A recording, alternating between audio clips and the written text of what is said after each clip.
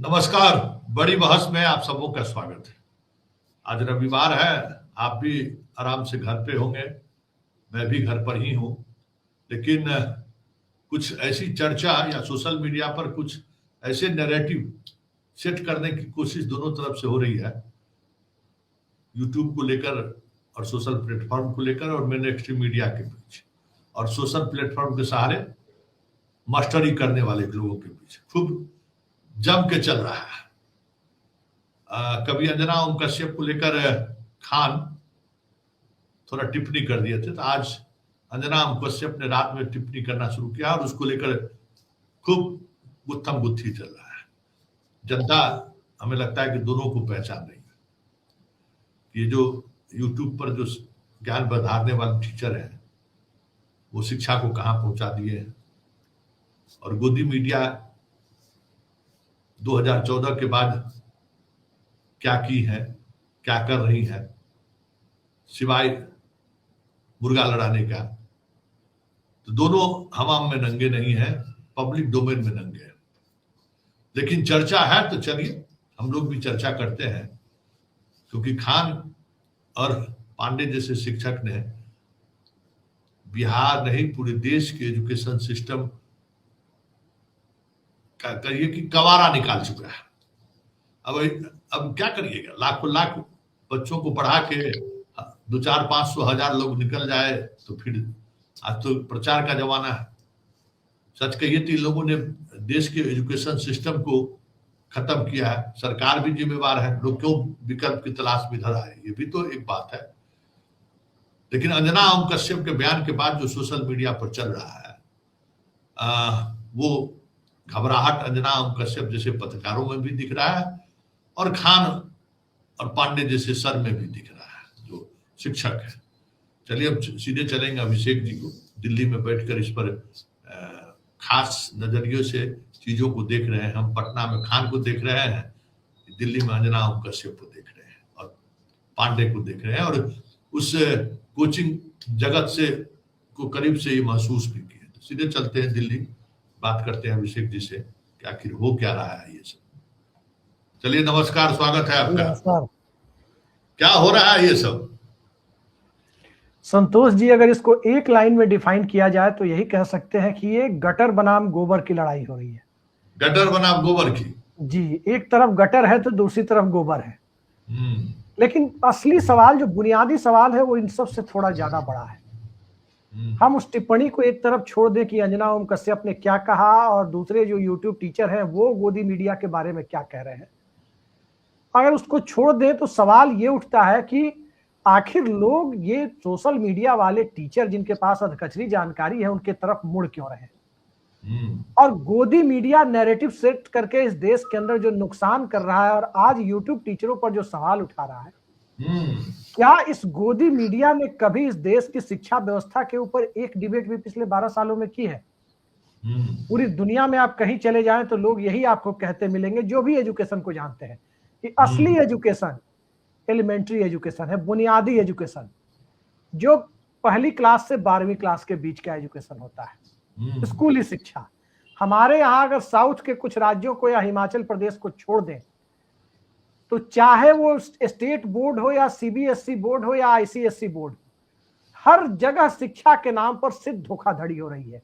Degree देने के लिए कॉलेज और स्कूल बन गए हैं, मिड डे मील खिला करके प्लेट लेके जाने वाली जमात स्कूलों में आ गई है, 8वीं क्लास तक के स्कूलों में।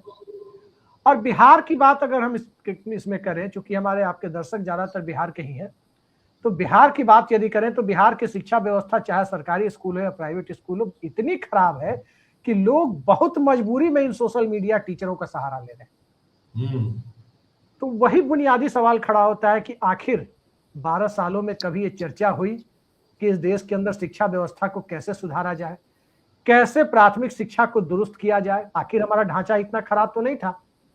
बिहार सरकार, जब बिहार एक हुआ करता था, पुराने लोगों के मुंह से हम लोग सुनते हैं कि बिहार सरकार के पास एक ऐसा बोर्डिंग स्कूल था नेतरहाट के तौर पर, जो इस देश के किसी भी दूसरे, चाहे दून स्कूल हो या कोई दूसरा स्कूल हो, इन सब पर 21 साबित होता था कोई भी एग्जाम के मामले में, चाहे वो साइंस से जुड़ा हुआ हो या ह्यूमैनिटीज से जुड़ा हुआ हो या कॉमर्स से जुड़ा हुआ हो टेक्निकल एजुकेशन से जुड़ा हुआ हो, किसी भी मामले में आप चले जाइए, ब्यूरोक्रेसी में तो एक नेतरहाट लॉबी हुआ करती थी।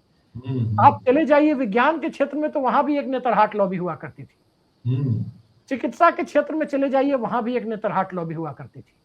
ये देश के अंदर एलिमेंट्री। अभिषेक जी, 2 ही लॉबी तो था एक दौर में, तिलैया सैनिक स्कूल और नेतरहाट। ये दो का अपना चलता था, स्कूल का अपना एक अलग। अरे सर, जिला स्तर पर जो जिला स्कूल होते थे या जिले के अंदर कुछ ग्रामीण इलाकों में जो हाई स्कूल होते थे, उनकी कैसी प्रतिष्ठा थी पुराने जमाने में। उसी से निकल करके तो लोग बड़े बड़े साइंटिस्ट तक बने हैं, बार्क के चेयरमैन तक बने हैं, नासा तक गए हैं। लेकिन सवाल यह है कि शिक्षा व्यवस्था ढही कैसे। इसको लेकर अंजना ओम कश्यप ने एक आध डिबेट भी की होती तो आज उन पर उंगली नहीं उठती। दिक्कत यह है कि ये लोग उंगली उठाने तब चलते हैं जब खुद अपनी कारगुजारियों की तरफ नहीं देखते। और ठीक वही गोदीगिरी चल रही है यहां भी। आप जो सोशल मीडिया वाले टीचर्स की बात कर रहे हैं, अब आप देखिए, हालांकि वहां 2-4 जेन्युइन लोग हैं, मैंने देखा है कि बहुत मजबूरी में जो अच्छे से पढ़े लिखे थे या जिनको कॉन्सेप्ट समझ में आता है वो पढ़ाने वाले, लेकिन वैसे लोग 1-2% है। 98% लोग आपको मिलेंगे वैसे ही कचरा भरे हुए। तो जिन टीचर के साथ उनकी वो जो वाद विवाद चल रहा है उस पर नजर डालें तो हम किसी एक पक्ष को जायज नहीं कर सकते। दोनों ही तरफ गटर और गोबर जैसी स्थिति है, किसकी बात आप करेंगे। अब आप देखिए, मैं ऐसे बहुत सारे लोगों को जानता हूं। मनमोहन सिंह के जमाने में तो आपको पता है कि वैकेंसियों की लाइन लगी हुई थी। इतनी वैकेंसियां आ गई 10 सालों में जितनी 50 सालों में सेंट्रल गवर्नमेंट ने नहीं दी थी। और उस दौर में मतलब एक सामान्य सा आप कहेंगे किसी बैंक पीओ के पास चले जाइए जो आईबीपीएस से सिलेक्टेड हो मनमोहन सिंह के दौर में, और ये कोचिंग माफिया वहां से बढ़ने शुरू होते हैं। हुआ क्या, ट्रिक रटवा कर एग्जाम पास कराने लगे लोग, एसएससी और उसका। एक टाइम स्पीड डिस्टेंस का कॉन्सेप्ट आप जाकर के पूछ लीजिए किसी भी बैंक पीओ के पास, बस वो कहीं जाकर के किसी कोचिंग में रट लिया कि बस ये ट्रिक रट लो तुम्हारा सवाल सोल्व हो जाएगा, और वो जाकर बैंक में अधिकारी बन गए। अब आप देखिए, एक सामान्य सी चीज है कि मीटर को सेंटीमीटर में किलोमीटर को मीटर में बदलते हैं। 18/5 और 5/18 की बात करते हैं, या फिर सेकंड को प्रति सेकंड को आप बदलते हैं किलोमीटर के हिसाब से, तो 18/5, 5/18, 18/5 का कॉन्सेप्ट। लेकिन वो क्या होता है 18/5, ये किसी को समझ में नहीं आएगा। आपको किसी भी पीओ से जाकर के आप पूछ लें, बस ट्रिक रट के हो गए। सामान्य सी चीज है, एक बहुत सामान्य सी चीज है आपको कि 1 किलोमीटर में 1000 मीटर होता है, और 60 सेकंड गुना 60 मिनट ये 1 घंटा होता है। तो 1000/3600, 60 गुना 60 3600, उसको आप कटाएंगे तो कट कुट के कितना हो जाएगा, 5/18।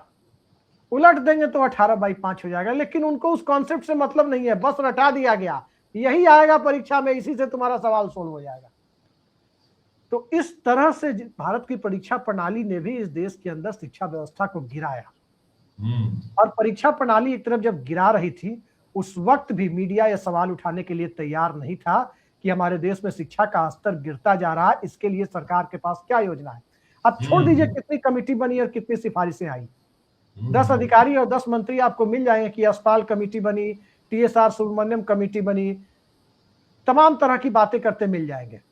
लेकिन क्या हुआ उन कमेटियों की रिपोर्ट का, वो धूल खा रही है कि कुछ हुआ, कोई चर्चा करता नहीं मिलेगा। आज भी आप चले जाइए यूपीएससी की तैयारी करने वाले लड़कों के बीच में, सारे लड़के आपको फोटोकॉपी कराकर वही 1989 वाली वीपी सिंह के जमाने वाली एनसीईआरटी खोजते मिलेंगे। फोटोकॉपी में कहां मिलती है, फोटोकॉपी में बिकती है।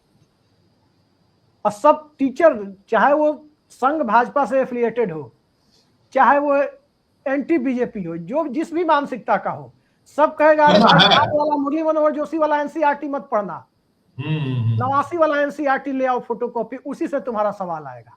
मतलब वो टीचर भी मान रहा है कि एनसीईआरटी के अंदर सिलेबस के साथ छेड़छाड़ करके उसके स्टैंडर्ड को गिराया गया है।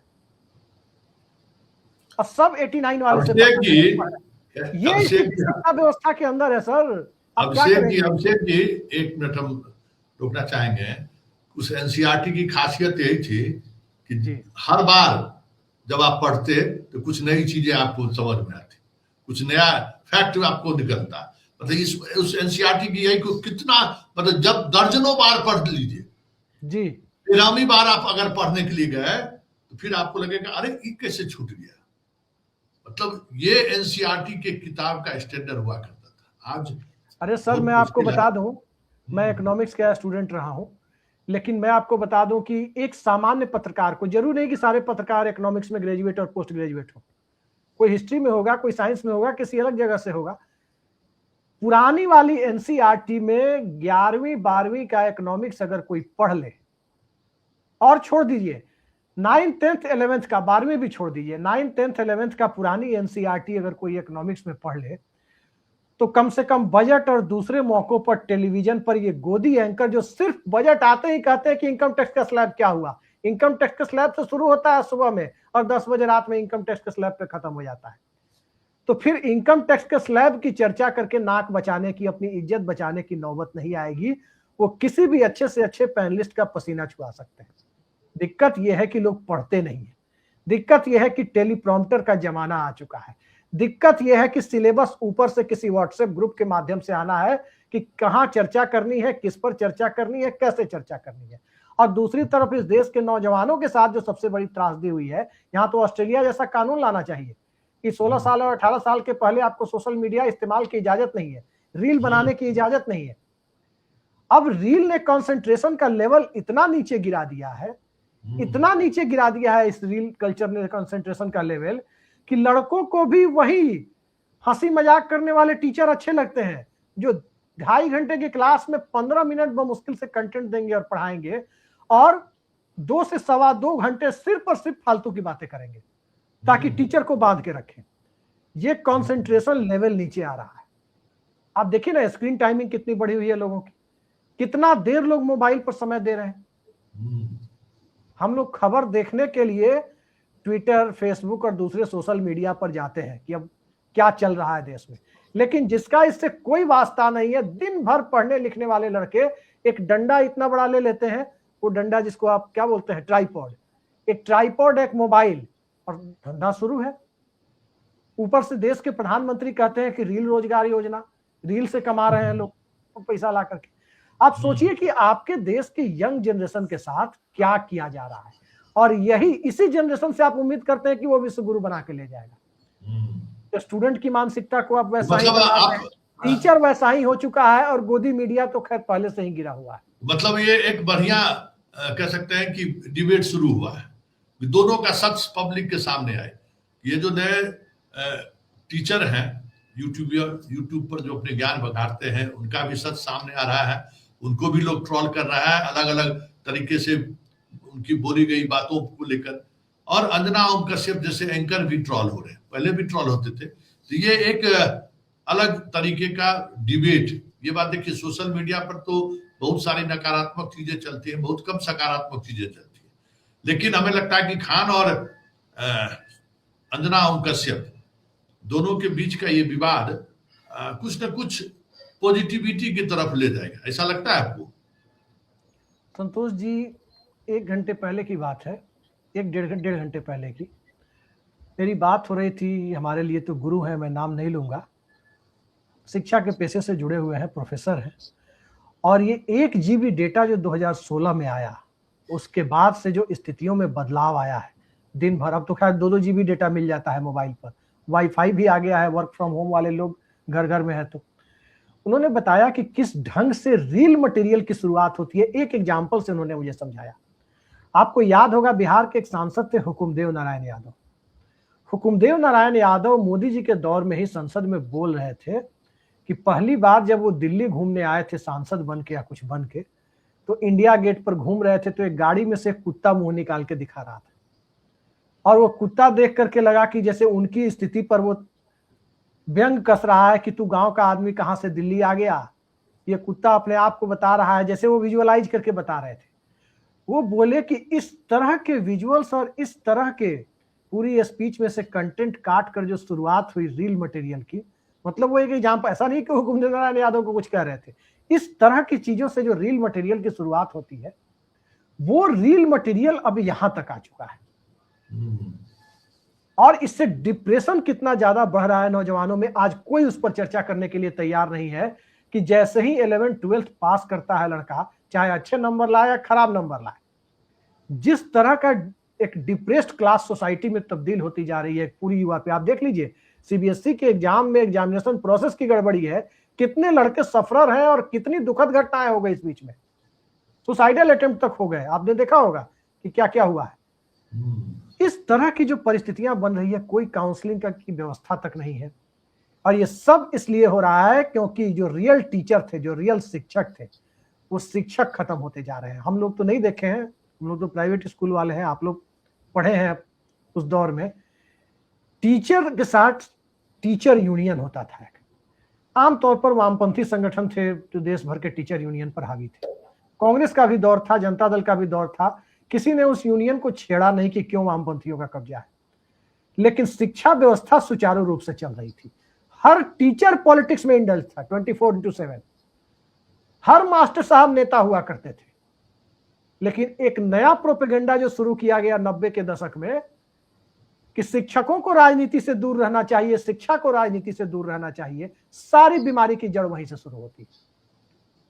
यूनियन खत्म हो गया।